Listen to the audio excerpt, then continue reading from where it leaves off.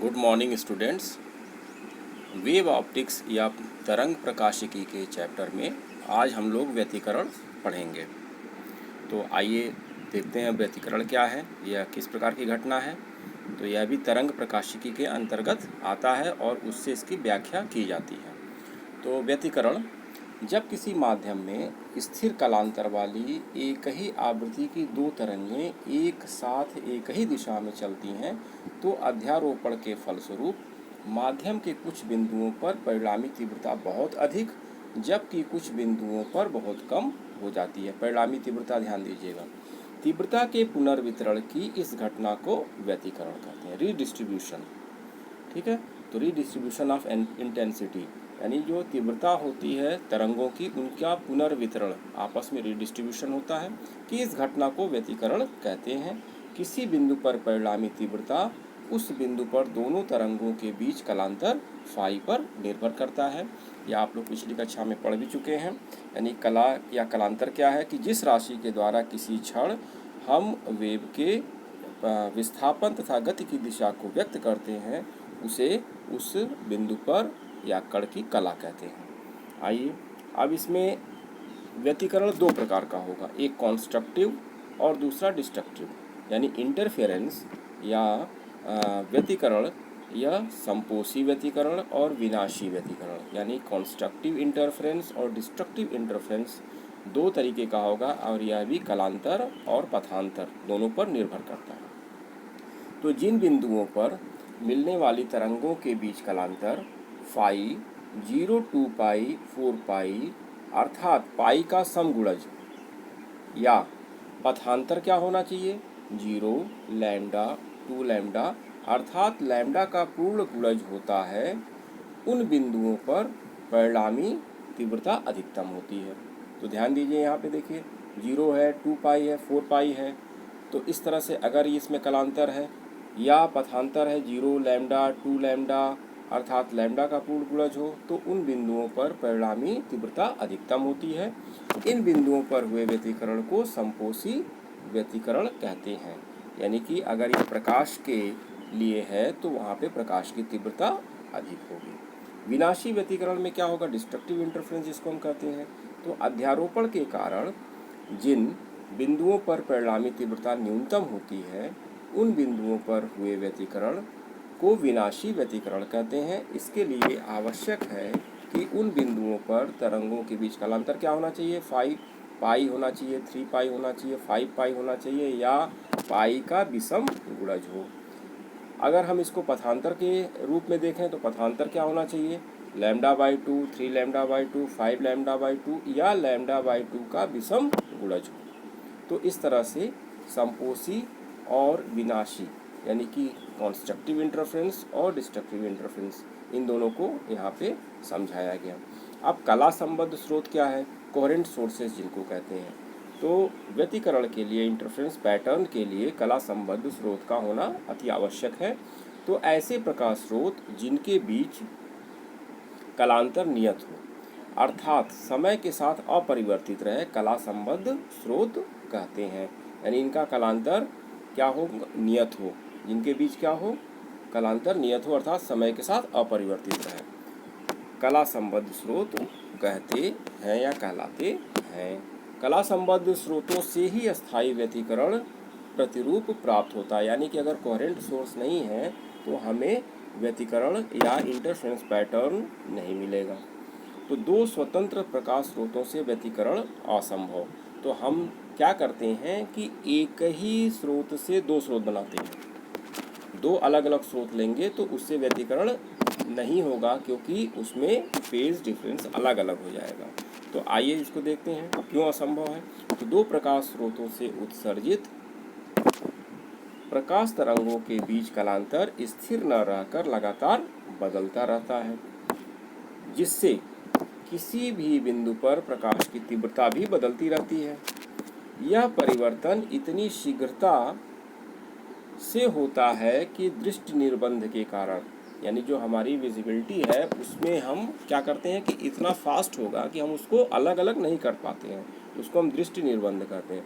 तो दृष्टि निर्बंध के कारण इसका आभास नहीं होता है।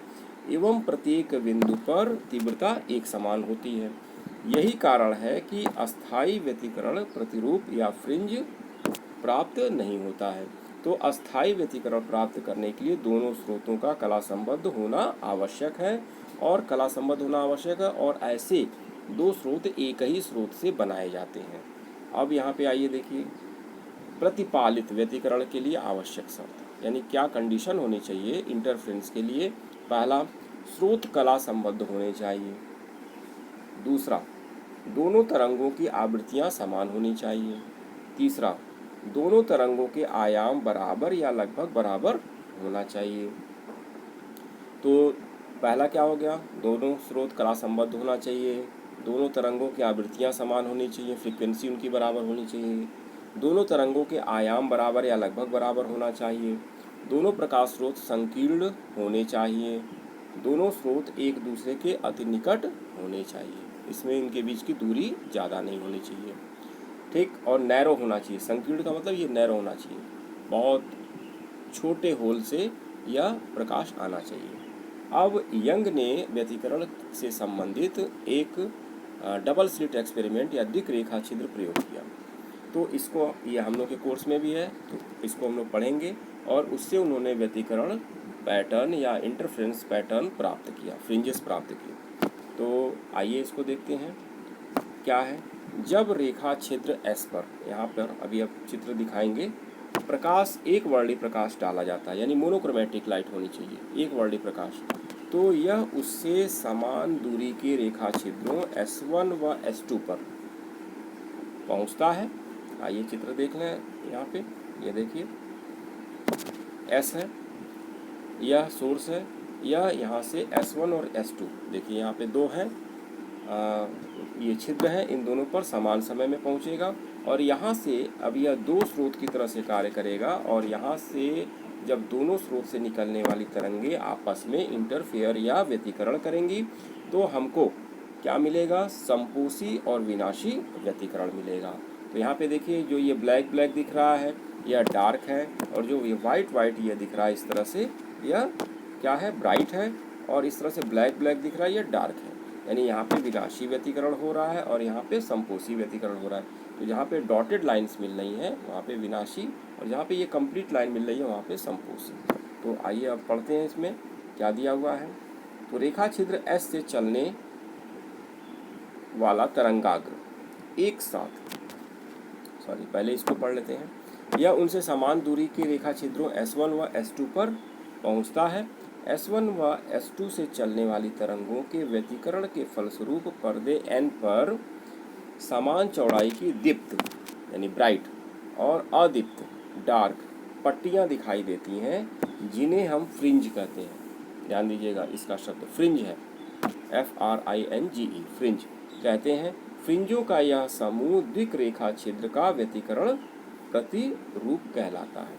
यानी यह जो डबल स्लिट है उसका इंटरफ्रेंस पैटर्न यह कहलाता है। ठीक, अब इसको हम तरंग सिद्धांत के द्वारा फ्रिंजों के बनने की व्याख्या, यानी हम किस प्रकार से ये फ्रिंजें बनती हैं उनको समझेंगे। तो रेखा छिद्र S से चलने वाला, क्या देखिए, रेखा छिद्र S से चलने वाला तरंगाग्र एक साथ S1 एवं S2 पर पहुंचता है। यहाँ देखिए, एक साथ S1 और S2 पर पहुंचेगा, जो नए प्रकाश स्रोत का कार्य करने लगते हैं, जो हम लोग हाइगेंस प्रिंसिपल में पढ़े थे। तो यहाँ से यह नए स्रोत की तरह से कार्य कर रहा है। अब नए स्रोत की तरह से कार्य करेगा तो यहाँ से फिर नई तरंगाग्र या सेकेंडरी वेवलेट्स क्रिएट होंगी, जहाँ से उत्पन्न द्वितीयक तरंगिकाएं M तथा N के बीच अध्यारोपित होने लगती हैं। अब यहाँ देखिए, M और N के बीच, इनके बीच में इनका अध्यारोपित यानी कि इंटरफेयर करने लगेंगी। अविच्छिन्न चाप शीर्षों एवं विच्छिन्न चाप गर्तों को व्यक्त करते हैं। ठीक है, तो यहाँ पे शीर्ष और गर्त, कोई भी वेव्स होगी तो उसको शीर्ष और गर्त से हम व्यक्त करते हैं। तो क्या है, यानी कि अविच्छिन्न चाप शीर्षों एवं विच्छिन्न चाप शीर्षों को व्यक्त करते हैं। जिन बिंदुओं पर दोनों तरंगों के शीर्ष या गर्त आपस में मिलते हैं, यहाँ पे देखिए, जिन बिंदुओं पर दोनों तरंगों के शीर्ष या गर्त आपस में मिलते हैं वहाँ तरंगें समान कला में होती हैं एवं परिणामी तीव्रता अधिकतम होती है। फिर से इसको समझिए कि जिन बिंदुओं पर दोनों तरंगों के शीर्ष या गर्त आपस में, इसको क्रेस्ट और ट्रफ कहते हैं, आपस में मिलते हैं वहाँ तरंगें समान कला में होती हैं एवं परिणामी तीव्रता अधिकतम होती है, क्योंकि उन दोनों की इंटेंसिटी जुड़ जाती है। ऐसे स्थान चित्र में वृत्तों से प्रदर्शित हैं। वृत्तों को मिलाने वाली रेखाएं प्रस्पंद रेखाएं कहलाती हैं। यह देखिए, यह वृत्त ये छोटे छोटे बनाए गए हैं, तो इनको हम क्या कहते हैं? प्रस्पंद रेखाएं कहलाती हैं। ये यहाँ पे देखिए, बी ब्राइट फ्रिंज है और डी डार्क फ्रिंज है। अब आइए, वहाँ तरंगे समान कला में होती हैं। अच्छा देखिए, जिन बिंदुओं पर दोनों तरंगों के शीर्ष या गर्त आपस में मिलते हैं वहाँ तरंगे समान कला में होती हैं। यानी जहाँ पे शीर्ष या गर्त आपस में मिलेंगे वहाँ पे तरंगे क्या होंगी? समान कला में होंगी एवं परिणामी तीव्रता अधिकतम होती है। ऐसे स्थान चित्र में वृत्तों से प्रदर्शित हैं। वृत्तों को मिलाने वाली रेखाएं प्रस्पंद रेखाएं कहलाती हैं एवं इस दिशा में दीप्त फ्रिंज प्राप्त होती है। दीप्त फ्रिंज आपको यहाँ पे ब्राइट दिखाया गया अभी चित्र में, यहाँ पे देखिए यह ब्राइट फ्रिंजेस है।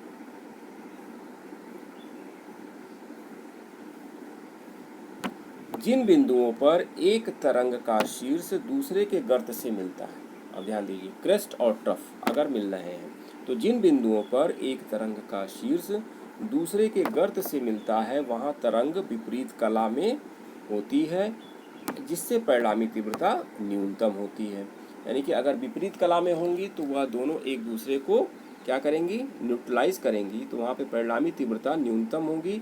ऐसे बिंदुओं का काले बिंदु द्वारा दिखाया गया है। देखिए यहाँ पे ऐसे बिंदुओं का काले बिंदु द्वारा दिखाया गया, यह जो अभी हम बता रहे थे यहाँ पे देखिए यह डार्क, तो यहाँ पे हमको क्या मिलेगा? डार्क फ्रिंजेस मिलेंगी और यहाँ पे परिणामी तीव्रता न्यूनतम होती है।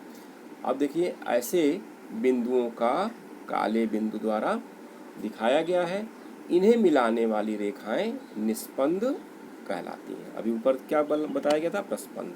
अब यहाँ पे निस्पंद रेखाएं कहलाती हैं तथा इन दिशाओं में अदीप्त फ्रिंज प्राप्त होती है। यहाँ पे अदीप्त फ्रिंज यानी डार्क फ्रिंज मिलती है। इस प्रकार पर्दे पर एकांतर क्रम में दीप्त एवं अदीप्त फ्रिंजें प्राप्त होती है। यह प्रयोग प्रकाश के तरंग प्रकृति का समर्थन करता है।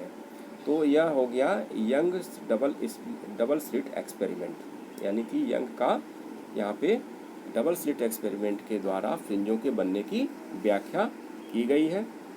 अब नेक्स्ट टर्न पर इसका मैथमेटिकल और फ्रिंज विड्थ यानी इसका मैथमेटिकल इंटरप्रिटेशन किया जाएगा और फ्रिंज विड्थ कैसे निकालते हैं, उनका परिणामी तीव्रता उनकी परिणामी तीव्रता क्या होती है और उनका कालांतर और पथांतर में क्या संबंध होता है, इसको हम लोग नेक्स्ट टर्न पे पढ़ेंगे। तो आज के लिए बस इतना ही। इसको अपनी कॉपी में नोट कर लें और इसको एक बार और समझने का प्रयास जरूर करेंगे। धन्यवाद।